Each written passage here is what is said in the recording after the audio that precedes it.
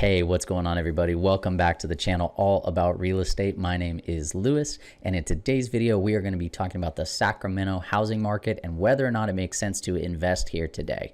A lot of the questions we are getting on a daily basis is, where is this market headed? Should I buy now? Should I wait? Are we in a bubble? Is this market going to crash? And so in an effort to sort of solve this complex equation, we're going to take a look at the migration trends, population growth. We're going to look at some really interesting stats and facts that will hopefully bring a little bit of education, a little bit of knowledge. It'll shed some light on the situation and maybe make things a little bit more clear as to where this market is headed. And if I could ask one small favor before we begin, if you could go ahead and smash that like button, really helps grow and promote the channel. And of course, if you would like to see more content on a weekly basis about finance, real estate, and investing, please consider tapping that subscribe button below. Let's get into it.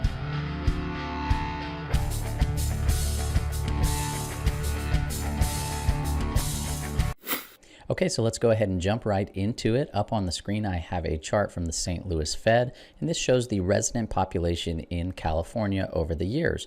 And so I'm not going to spend too much time on this because I want to dig into the actual numbers, but I think it's important to pay attention to just to provide a little bit of context. Anyway, this chart dates back to the early 1900s, and it shows decades worth of population growth. You can see the population growth here in California was really steady.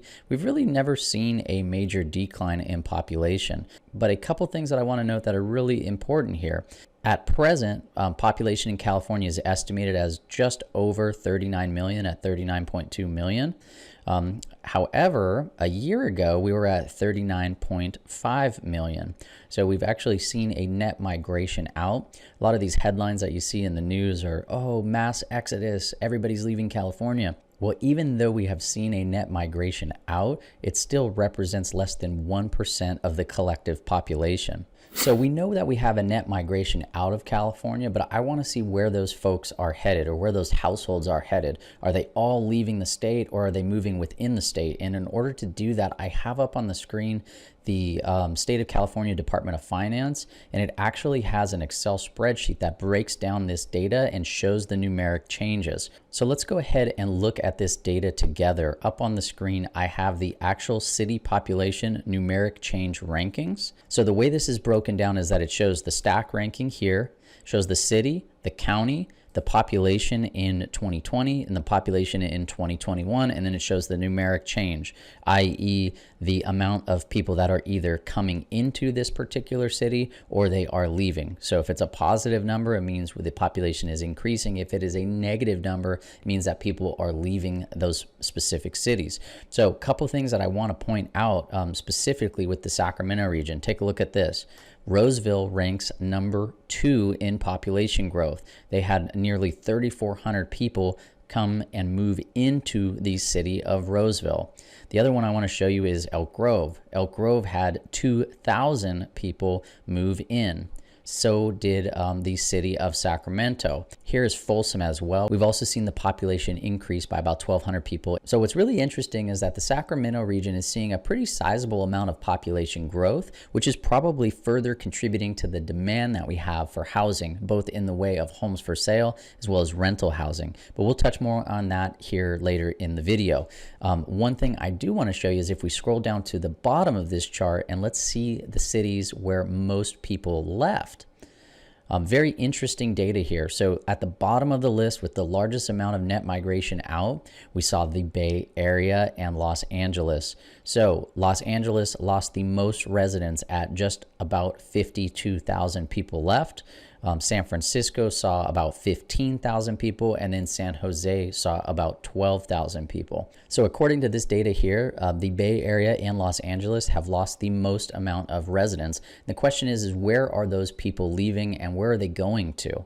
My guess is that many of them are coming up to the Sacramento region just based on some of the numbers here, but let's look at it. So this is actually a chart from Redfin's data center showing the migration trends within the state of California.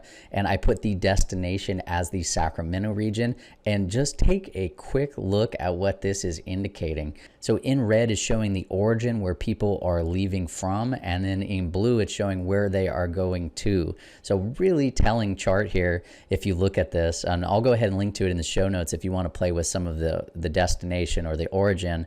But what this chart is indicating is that 70% of the people leaving the Bay Area are actually moving over to the Sacramento region, which is sort of what I expected, but it's really interesting to see that data in a visual format. And you can see how this chart is skewed. So a couple people, it looks like a small portion of population is coming from Los Angeles, from Chico, from San Diego, but it just pales in comparison to the amount of folks moving up from the Bay Area. Okay, so now let's briefly touch on the level of homes for sale or inventory in California. I have another chart from the St. Louis Fed here, and it shows the inventory level in California.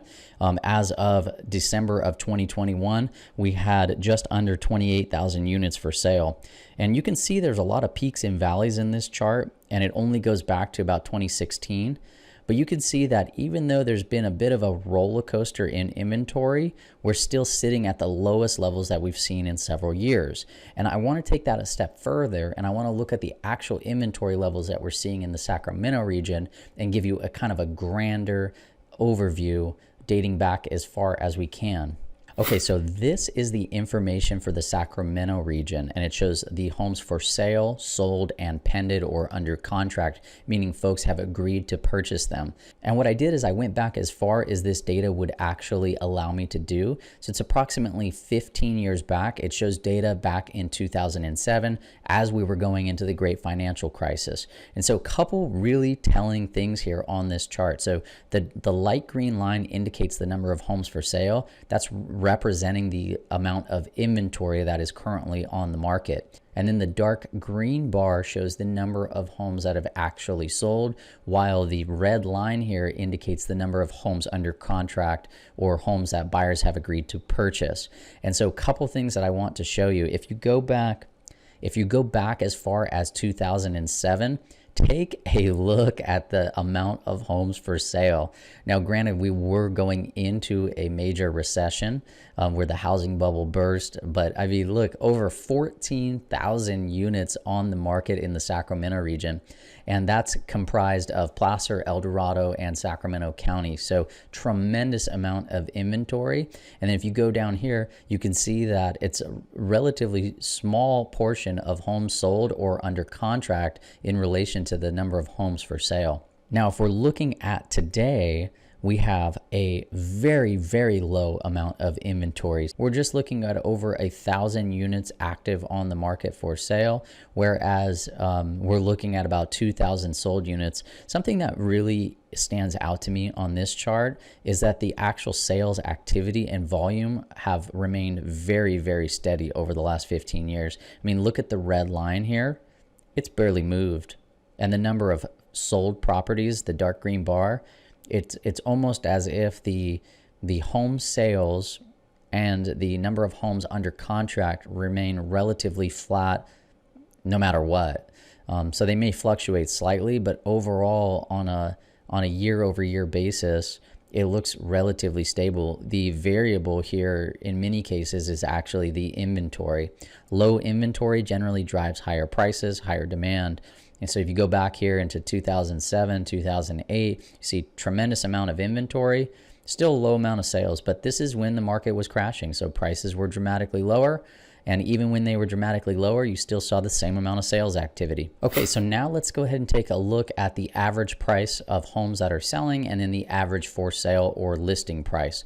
So if you look on this chart here, we have the average list price sitting at just over 800,000, whereas the average sold price in the Sacramento region is just over 600,000. So for the most part, if you're looking at investing in real estate here in the Sacramento region, you're probably going to be targeting homes that are priced at or below the average so that you can further insulate yourself from some sort of market correction or crash. Plus, you are trying to purchase homes that actually provide some cash flow. So you're probably going to be on the lower end of that spectrum, looking at homes that are starter homes that make really, really good rental properties long term. Okay, so we've looked at migration trends. We've looked at inventory. Let's take a look at where the rental growth has been over the last year. So up on the screen, I have an article from Norada Real Estate Investments. I'll link to it in the show notes here below. But a couple of things that I want to point out. It says the average rent for a 2-bedroom apartment in Sacramento is currently $1,850 per month. That is up 3% compared to the previous year. The average rent for a 3-bedroom apartment is $2,331. That is up 17% for the year. And the average rent for a 4-bedroom apartment in Sacramento is $2,550, which is up 11% from the previous year. So we have seen on average double-digit rent growth with regards to some of the rental housing inventory here in the Sacramento region. And if you're looking at those migration trends, if you're looking at the low levels of inventory, it totally makes sense. There is just a major shortage of housing, which is putting a dramatic amount of upward pressure on rents. And I believe that it's probably going to continue here in the future because we are just not bringing enough housing inventory online. There's not enough new construction. There's not enough existing. So now that we looked at all of the data, does it make sense to invest in the Sacramento region?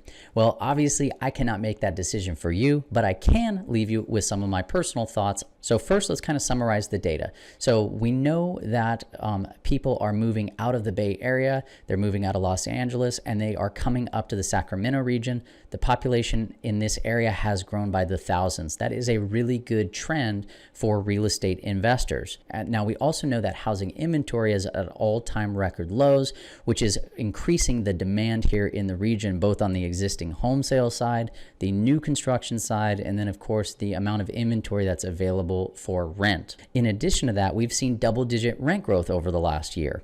So rents are increasing, housing prices are increasing, population is increasing, and so that is a really good trend in my opinion for real estate investors. Now, on the downside, real estate prices are at the highest level they have been in several years now.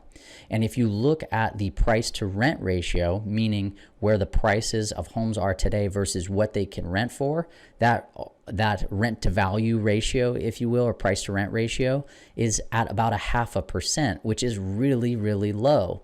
What that means is that it is in many cases a better deal to rent than it is to purchase. But the downside here is that the trends are showing you that rents are going to continue to rise and we just don't see more inventory coming online. So in many cases, I think that it might be a great time to lock into low 30-year fixed rate debt and lock in that housing payment, whether you're a first-time home buyer or you're an investor. And the reason I believe that it may be a good time for that is because it seems as though rents are going to continue to appreciate moving into the future. And if you're a renter in today's market with a $25 per month housing expense, what will that look like in a couple of years? Will it be $2,800? Will it be $3,500? I mean, it could continue to rise at that double-digit clip. And if it does, it's going to put a lot of pressure on renters. Now, with that said, two areas that I think need to be a major focus if you're looking at purchasing in this market. Number one, focus on cash flow. Number two, never speculate. You should never look at a property and purchase it assuming that the price is going to continue to go up. So if you go out and you're like, okay, I'm going to buy this $600,000 house today because it's going to be worth $700,000 tomorrow or in another year or two, I would not be focused on price appreciation. I'd be focused on getting a good deal in this market, and then I would be doing everything that I could to make sure that that property would cash flow or at minimum break even from day one. Let's say the area you're looking to purchase, the average price is $600,000. If you could buy 10% below the average, maybe pick up a nice home for $550,000. It's a starter home in a great area, and let's say it needs a little bit of cosmetic work, but then you could go ahead and rent that for somewhere around $3,000 a month, and you get those numbers to make sense where they at least break even. That would be a good long-term investment to hold. And if rents continue to rise like they have been, then your cash flow will improve over the years, making that investment better and better. With that said, if the market does nothing, if we don't see price appreciation, if we don't see rent growth, at least you're breaking even or cash flowing a little bit so you can sustain that investment and feel secure in what you are doing. So for me personally, I am long-term bullish on the area. I think the Sacramento region is going to do really well. It's a wonderful place to live. We are seeing more and more people move here, which I think is a good thing. But on the flip side, I am proceeding with caution. I am looking at everything. I'm trying to make sure that it cash flows. I don't want to be losing money on a monthly basis, because then it limits your ability to make future purchases. So proceed with caution. Make sure the numbers work. Dig in deep to those expenses. All right, and then I think the last thing to consider is the opportunity cost of that capital. So if you're looking to purchase rental real estate or even a primary residence, where is that capital going to be treated best? In other words, if you place, let's say, $150,000 down payment into a rental property and it just breaks even, is that a good investment? Well, it ultimately depends on what you're looking to accomplish as an investor. If you're a new investor and you're seeking cash flow to become financially free and that property just breaks even, well, it's really not bringing you much closer to your goal, and you may be able to deploy that money into another market that might yield you a much better return. But if you're an investor who maybe wants to benefit from tax deductions and or price appreciation long term, then maybe putting that money to work in this market, expecting that rents will rise in the future and hoping that prices will continue to appreciate, then that may be a really good play. So it is kind of a case-by-case situation. Just need to evaluate it from both ends. Either way, I would say that you don't want to be all in on one thing. So you might want to consider diversifying a little bit. So maybe you purchase a primary residence, but you don't put all of your cash into that property. So you live in it for a while, see where the market goes, and then maybe you're investing a little bit in stocks or gold or some hard assets just to get a little bit of diversification. So anyway, I hope this information helps. That's going to do it for today's video. If you found the information useful, please smash that like button. Consider sharing this information with friends. Tap that subscribe button if you haven't done so already, and then we'll see you on the next video. Thank you.